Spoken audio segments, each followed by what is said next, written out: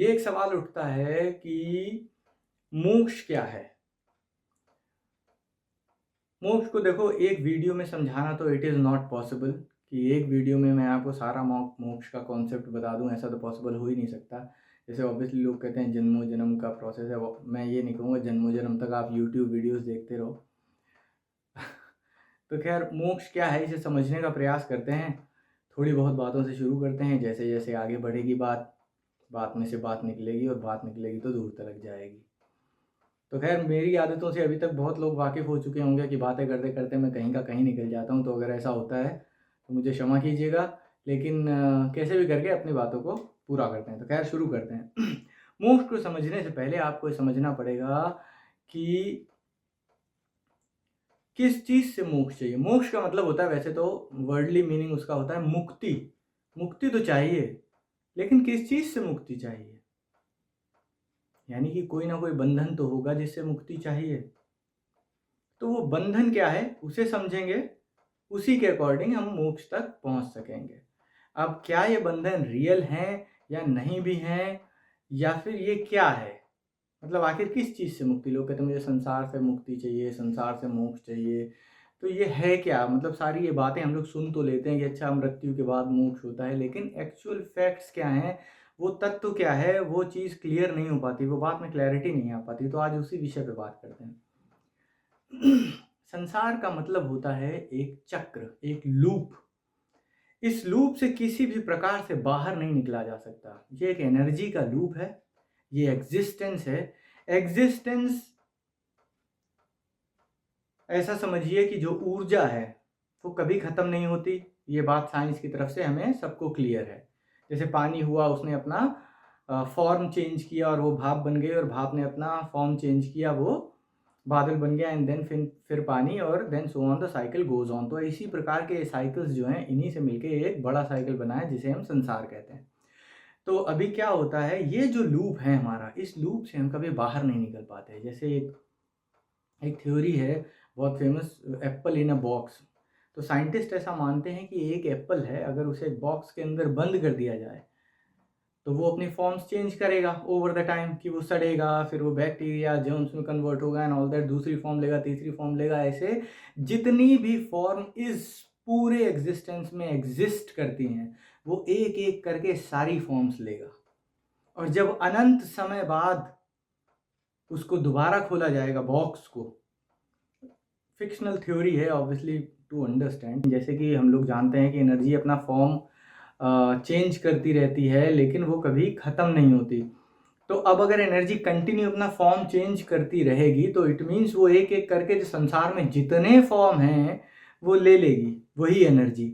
अब वो एनर्जी सारे फॉर्म्स लेती जा रही है, लेती जा रही है, लेती जा रही है। अनंत समय बाद जब वो बॉक्स दोबारा खोला जाएगा, तब जहाँ से एनर्जी चली थी घूम फिर के वो वहीं पे पहुंच जाएगी, और जब आप बॉक्स खोलेंगे इन्फिनिट टाइम बाद या अनंत समय बाद, तब वो सेब वहाँ पे मौजूद होगा, क्योंकि वो दोबारा से उसी फॉर्म में अब आ चुका है। क्योंकि अब सारी फॉर्म्स खत्म हो गई जितनी भी एग्जिस्टेंस में थी, एक एक करके उसने सारी फॉर्म ले ली, लेकिन अब सारी फॉर्म खत्म हो गई तो वो अपनी ओरिजिनल फॉर्म में वापस आ जाएगा। This is what a loop is, और यही एक संसार है।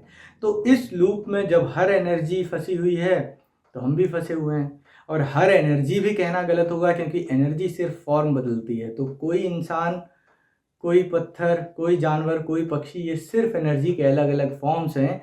Energy behind all this is same. तो आपके अंदर, मेरे अंदर, इन पशु पक्षियों के अंदर, हवा पानी सबके अंदर वही सेम एनर्जी काम कर रही है, बस इनके फॉर्म्स अलग हैं। तो एक तो ये लूप समझने की आप इसमें कोशिश कीजिए कि किस प्रकार का वियर्ड लूप है ये संसार। बहुत सारी थ्योरीज हैं। एक तो ये लूप थ्योरी, कई लोग कहते हैं टाइम ट्रेवल या और डायमेंशन भी हैं, क्या और एग्जिस्टेंस भी हैं इसके अलावा, इस पृथ्वी के अलावा।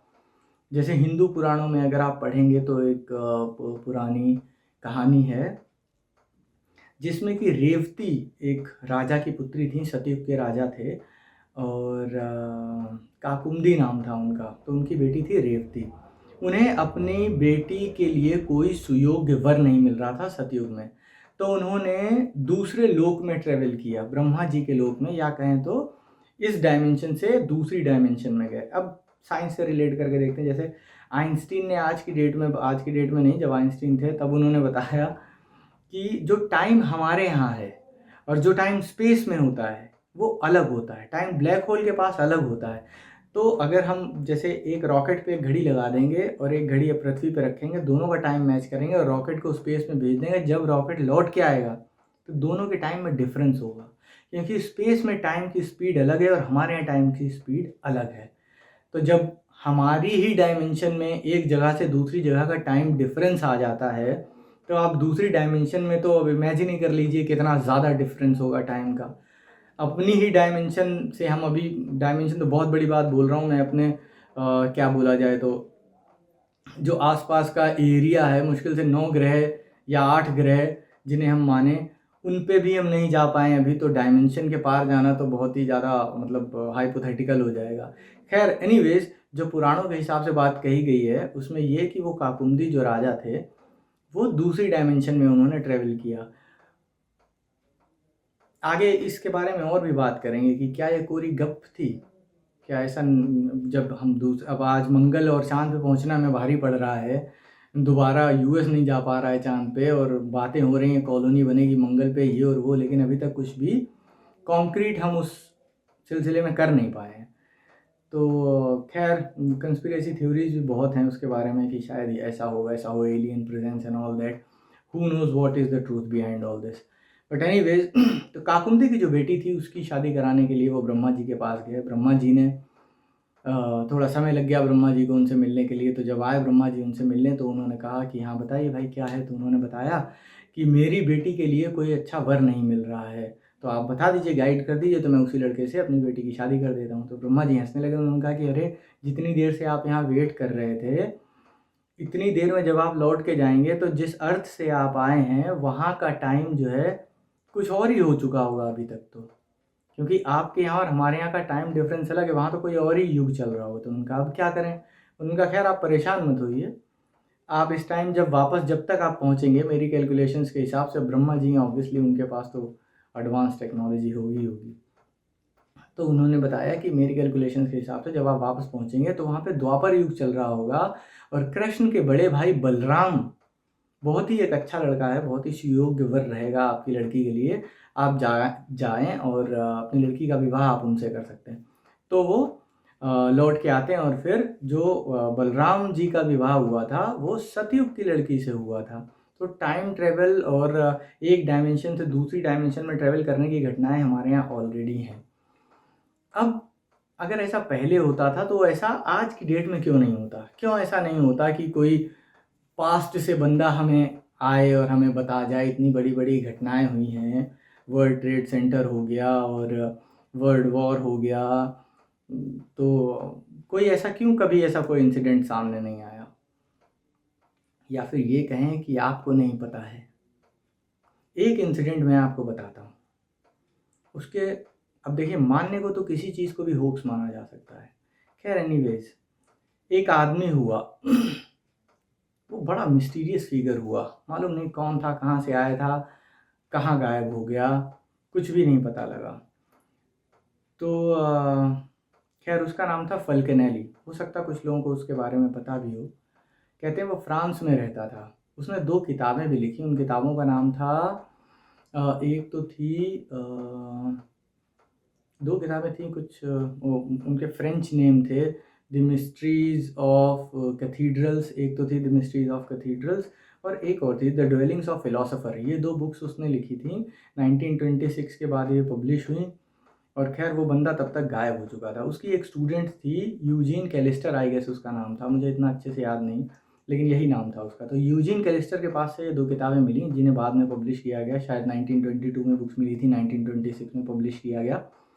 एनीवेज, इनसे बहुत सारी चीज़ें पता लगी कि जैसे उसके पास ये टेक्नोलॉजी थी। वो एल्केमिस्ट था, पुराने टाइम में एल्केमिस्ट बोला जाता था। आजकल मतलब वो एक अलग टाइप की कला होती थी। अपने इंडिया में भी फॉलो हुई, चाइना में बहुत चली, इंडिया से ही चाइना गई।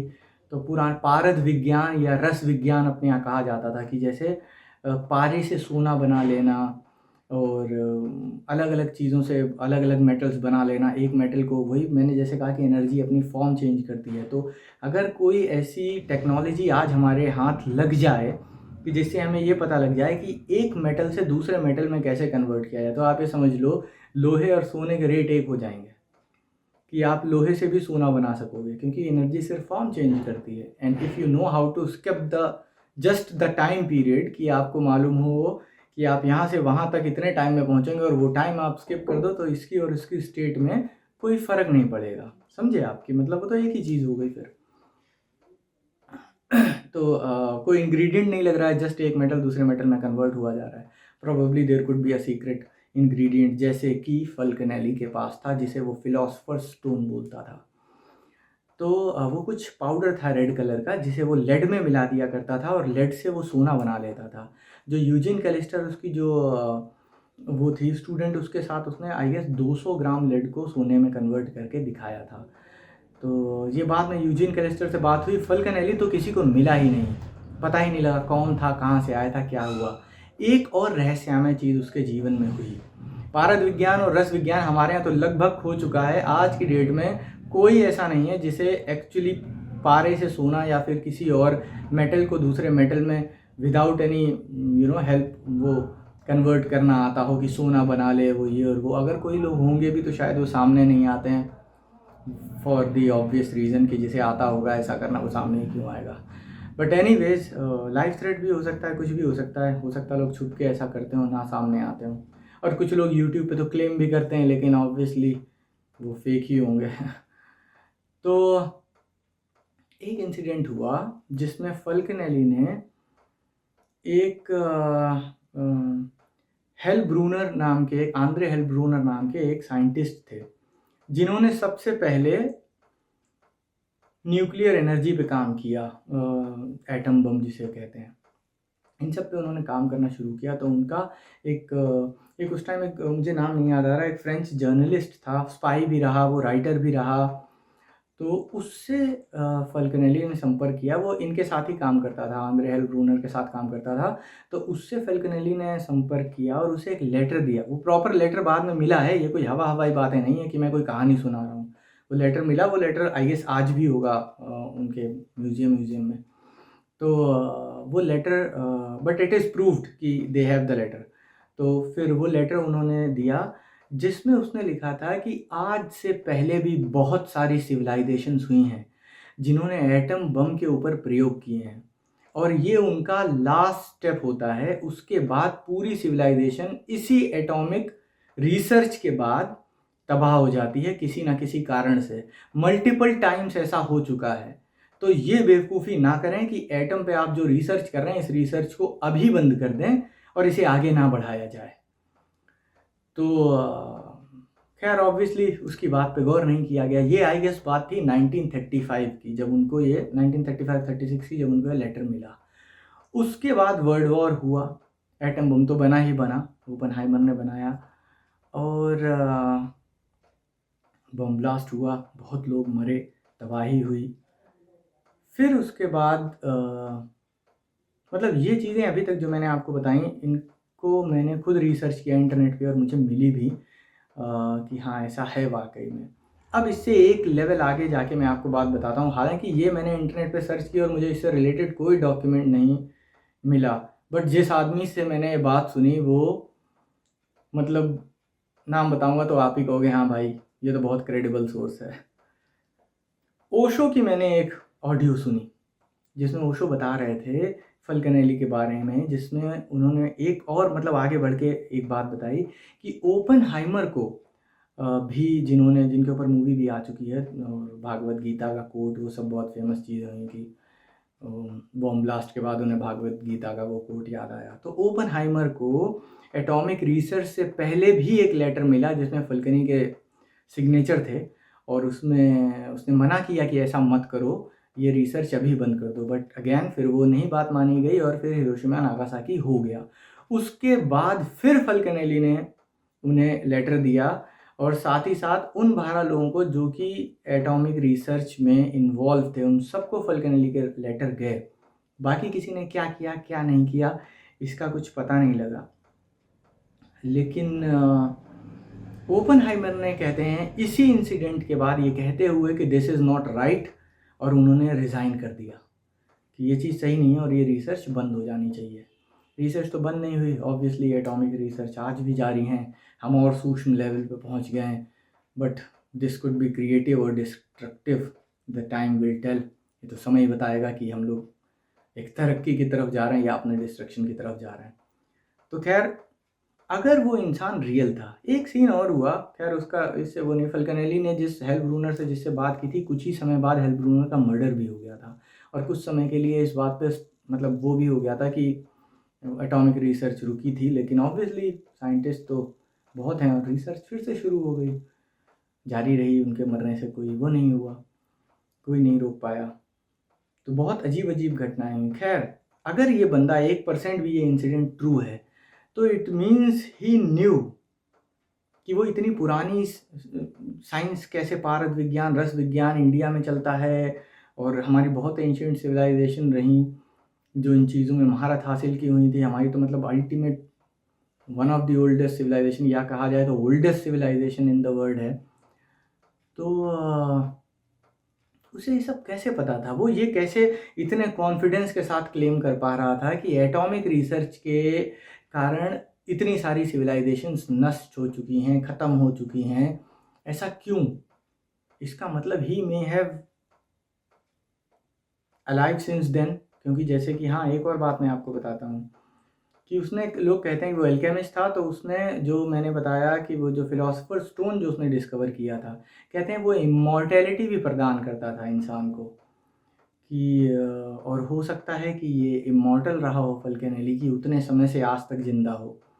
1953 में लास्ट जो उसकी वो कैलिस्टर, यूजीन कैलिस्टर जो उसकी स्टूडेंट थी, वो क्लेम करती है कि 1953 में मुझे वो दोबारा मिले, बट इस टाइम एक बहुत ही अजीब घटना हुई। पहले जब वो उनसे मिलती थी तो उनकी उम्र करीबन 80 साल की थी, इस बार वो पूरे जवान थे, और इस बार वो कुछ उसका एक टर्म है, वो इंसान जिसके अंदर दोनों जेंडर प्रेजेंट होते हैं। अब ऐसा इंसान तो भाई मैंने तो देखा नहीं, सिर्फ किताबों में ही पढ़ा है। तो खैर, कहा जाता है कि उनके अंदर दोनों जेंडर उस टाइम मौजूद थे, ऐसा उस लड़की का क्लेम था, यूजीन का। तो हु नोस कि क्या था, बट इससे एक बात तो साबित होती है कि इस दुनिया में ऐसी बहुत सारी चीज़ें हैं जो हमारी ग्रेस्प के बियॉन्ड हैं, और ये जो लूप हमें छोटा सा जान पड़ता है ना कि 9 to 5 जॉब कर ली, बच्चे कर लिए, शादी कर ली, फलाना ढिमकाना, और यहीं पे जीवन ख़त्म है। इतनी छोटी ज़िंदगी अगर जी, तो मेरे हिसाब से लाइफ को तो पूरा वेस्ट कर दिया। लाइफ को एक्सप्लोर करना बहुत ज़रूरी है। तो खैर, और भी बहुत सारी घटनाएं हुई। फिर से दोबारा इसमें आते हैं अपने धर्म ग्रंथों की किताबों में। काकभुशुंडी एक हुए, जिन्होंने रामायण देखी होगी शायद उन्हें पता होगा। काकभुशुंडी एक कौवा था, शायद वो शापित थे। काकभुशुंडी जो थे, उन्होंने शायद 11 बार रामायण और 14 बार महाभारत, ऐसा कुछ नंबर है, या रिवर्स होगा। कहने का मतलब मल्टीपल टाइम्स उन्होंने रामायण देखी थी, मल्टीपल टाइम्स महाभारत। कोई टीवी पे नहीं देखी थी, DD1 पे लगा के बैठ गए हो, हरि अनंत हरि कथा अनंत, ऐसा नहीं। मतलब लिटरली उन्होंने इतना बड़ा लाइफ टाइम जिया था कि वो साइकिल बार बार सतयुग कलयुग वाला आता था, एंड देन अगेन रामायण होती थी, देन अगेन महाभारत होती थी, अगेन रामायण महाभारत, ऐसे 11-14 बार उन्होंने ये सब देख ली थी, इतनी ज़्यादा बार। तो ये भी एक लूप दिखाई पड़ता है कि हाँ यार, ये भी है। बहुत लंबी कहानी है, लेकिन अब पूरी कहानी तो मैं नहीं यहाँ बताने बैठूंगा। और एक इंसिडेंट आता है जहाँ पे रामायण में रामचंद्र जी प्राण त्यागने जा रहे होते हैं। तो कहते हैं कि वो जानते थे हनुमान है, प्राण तो त्यागने नहीं देगा, मौत भी आएगी तो उससे लड़ बैठेगा, तो अब क्या किया जाए। तो कहते हैं उन्होंने अपनी अंगूठी उतारी, और एक दरार थी ज़मीन में, उन्होंने उस दरार में वो अंगूठी ड्रॉप कर दी। अब हनुमान जी में तो भाई पावर थी, तो वो बड़े भी हो जाते थे और छोटे भी हो जाते थे, तो वो एकदम श्रिंक होके उस दरार में घुस गए। एंट मैन, ये जो मार्वल्स के हैं, ये तो बहुत बाद का कॉन्सेप्ट है, सोचिए हमारे यहाँ के सुपर हीरो कैसे थे। खैर एनीवेज, होपफुली बॉलीवुड या टॉलीवुड कोई ना कोई तो बनाएगा ऐसी फिल्में। हनुमान तो बनी भी है, लेकिन देखते हैं आगे क्या होता है। बैक टू द टॉपिक, वो दरार में घुसते हैं हनुमान जी, और वो नीचे जाते हैं तो शायद उन्हें वासुकी नाग पाद, वो दूसरे लोक में पहुंच जाते हैं अनदर डायमेंशन में उसी दरार के थ्रू, और वहाँ पे वासुकी नाग उन्हें मिलते हैं जो कि पाताल लोक में रहते हैं। तो अब वासुकी नाग उनसे कहते हैं कि आ गए तुम? वो कहते हैं मतलब ये क्या सीन हुआ भाई, हमें कैसे पहचान गए? तो खैर उनका बहुत लंबा कॉन्वर्सेशन है रामायण के हिसाब से। कट टू शॉर्ट आपको ये बताता हूँ। फिर वो बताते हैं कि हर बार जब रामचंद्र जी प्राण त्यागते हैं तो एक वानर यहाँ आता है, उनकी अंगूठी लेना, तुम चाहो तो अंदर जाके ले लो। वो देखते हैं कि उनके राम की अंगूठी पड़ी हुई, फिर देखते हैं एक और पड़ी हुई, वो उठाते हैं, फिर देखते हैं एक और पड़ी हुई, फिर देखते हैं पूरा पहाड़ लगा हुआ अंगूठियों का, और सारी उन्हीं के राम की अंगूठी हैं। तब वो कंफ्यूज हो जाते हैं। तब फिर वासुकी ने पूरी कहानी बताते हैं कि ऐसा ऐसा है, जो मैंने अभी आपको बताया कि हर बार ऐसा होता है और हर बार एक वानर आता है। और then this also again signifies a loop. तो ये एक लूप है अनंत जन्मों का। आप इसमें आते रहेंगे, जन्म लेते रहेंगे, मरते रहेंगे, आपके कर्मों के अनुसार, आपकी इच्छाओं के अनुसार फिर एक नया पिंड तैयार होगा जिसे हम ये शरीर कहते हैं, और फिर आप इस दुनिया में ऐसे ही अनंत समय तक भटकते रहेंगे। ये ऊर्जा अलग अलग फॉर्म लेती रहेगी और आप एक खिलौनों की तरह इसमें जिंदा रहेंगे। इस गेम से अगर आप जी रहे हैं, आपको लग रहा है बहुत ही लॉजिकल लाइफ है, यही लाइफ होती है, बच्चे पैदा करना, शादी करना और पैसा कमाना, वही फ्रस्ट्रेशन ये लाइफ का हिस्सा है और यही ज़िंदगी है मेरे भाई, इससे अलावा कुछ नहीं। तो फिर ठीक है, मर्ज़ी आपकी, अच्छा है, बढ़िया है, आपने लाइफ के साथ कॉम्प्रोमाइज़ कर लिया। मैं तो कहूँगा समझा नहीं लाइफ को। बट इन केस कुछ ऐसे लोग होते हैं शायद जिनका समय पूरा हो गया, जिनका साइकिल पूरा हो गया, और अगेन अब वो जो सबसे पहली एप्पल वाली फॉर्म थी, वापस उसमें जाने का समय आ गया, शून्य में विलीन होने का समय आ गया उनका। जो अपना पूरा सफर तय कर चुकी हैं आत्माएं, उनके लिए शायद मोक्ष है। और ऐसी ही कोई आत्मा जिज्ञासु बनती है, मुमुक्षु बनती है, मोक्ष की आकांक्षा करती है, और फिर अकॉर्डिंगली उसे हेल्प मिलने लगती है। जो इच्छा करियो मन माही, राम कृपा कछु दुर्लभ नाही। गौतम बुद्ध ने कहा कि सबके लिए मोक्ष है। तो आनंद ने पूछा, जो उनके शिष्य थे, कि सबके लिए मोक्ष है अगर, तो फिर सबको मोक्ष मिल क्यों नहीं जाता है? तो उन्होंने कहा, जाओ पूरे गांव में जाओ और सबसे उनकी इच्छा पूछ के आओ कि उनकी इच्छा है क्या। तो खैर वो जाते हैं और सबसे पूछते हैं गांव में, एक एक बंदे से आनंद पूछते हैं, भाई आपकी क्या इच्छा, आपकी क्या इच्छा, और नोट करके गौतम बुद्ध के पास लौट के आते हैं। गौतम बुद्ध के पास जब लौट के आते हैं तब वो खुद ही उन्हें रियलाइज़ हो जाता है कि आप सही कह रहे थे। पूरे गांव में एक आदमी ने भी नहीं चाहा था कि उसे मोक्ष मिले। वो ये चाहता था कि हाँ पैसा मिल जाए, रुपया मिल जाए, इज्जत मिले, धन दौलत, ये वो, राज्य सम्राट, फलाना ढिमकाना, बट नोबडी वांटेड द मोक्ष। आप भी अपने आसपास देखेंगे तो ऐसे ही लोगों को पाएंगे जो हर प्रकार की दौड़ में लगे हुए हैं, लेकिन मोक्ष किसी को नहीं चाहिए। Everyone is in loop and they are so blind about it they can't even see this. This is painful. अजीब लगता है किसी को फंसे देख कर कि यार कैसा माहौल है, कैसा समय है, सब लोग यहाँ फंसे हुए हैं, they are like totally blind about the fact that they are in the loop, they are stuck, they are going nowhere no matter what they do. At the end of their life they realize, उनकी मृत्यु के क्षण में उनको ये realise होता है कि पूरा जीवन व्यर्थ चला गया। अगर आप अभी तक ये वीडियो देख रहे हैं, मैं आपसे एक रिक्वेस्ट तो ज़रूर करूँगा कि जीवन में कुछ भी करना ना करना, इस बात पे ज़रूर विचार करना कि इस लूप से बाहर कैसे निकला जाए, क्या किया जाए ऐसा जो इस दुष्चक्र को तोड़ के इससे बाहर निकला जाए। इसी को शायद मोक्ष की आकांक्षा कहते हैं। ये ज़रूर कीजिएगा अपनी लाइफ में। बाकी आगे बातें होती रहेंगी। किसी भी प्रकार का कोई कन्फ्यूजन है, कोई बात है, तो मैं हमेशा यही हूँ, आप कभी भी मुझसे संपर्क साधें। फिज़िकली नहीं तो फ्रीक्वेंसी वाइज मैं आपसे मिल लूँगा। आप सवाल करेंगे, मैं आ जाऊँगा, हम बात करेंगे। ऐसी कोई टेंशन वाली बात नहीं है। नहीं तो अपना नॉर्मल नॉर्म्स जो दुनिया के हैं, आप मैसेज करें, ईमेल करें, कैसे भी करें, हम कहीं ना कहीं कनेक्ट हो ही जाएंगे। मैं नहीं होऊंगा तो कोई और हो जाएगा। आप इच्छा करें, आपकी इच्छा पूरी होगी। बस इच्छा मोक्ष की करें, अंतिम इच्छा होती है मोक्ष की। बाकी सारी इच्छाएं तो संसार में हर चीज़ की हैं। खैर एनीवेज, वीडियो काफ़ी लंबा हो गया और आई होप आप संसार के लूप को समझे होंगे। इससे एग्ज़िट जो है उसे मोक्ष कहते हैं, इस बात को समझे होंगे। बाकी और भी बातें करते रहेंगे आगे कि कैसे एग्ज़िट किया जाता है, क्या क्या तरीके हैं। पर्सनली बात करना चाहें तो आप पर्सनली भी बात कर सकते हैं। सारी चीज़ें आपको डिस्क्रिप्शन में मिल जाएंगी और इस चैनल के बारे में थोड़ा इधर उधर पढ़ेंगे तो और भी जानकारियाँ मिल जाएंगी। जानकारी ढूंढें, लूप से बाहर निकलने की कोशिश करें। कोई मदद होगी तो मैं हमेशा यहाँ आपके लिए हूँ। नमस्कार।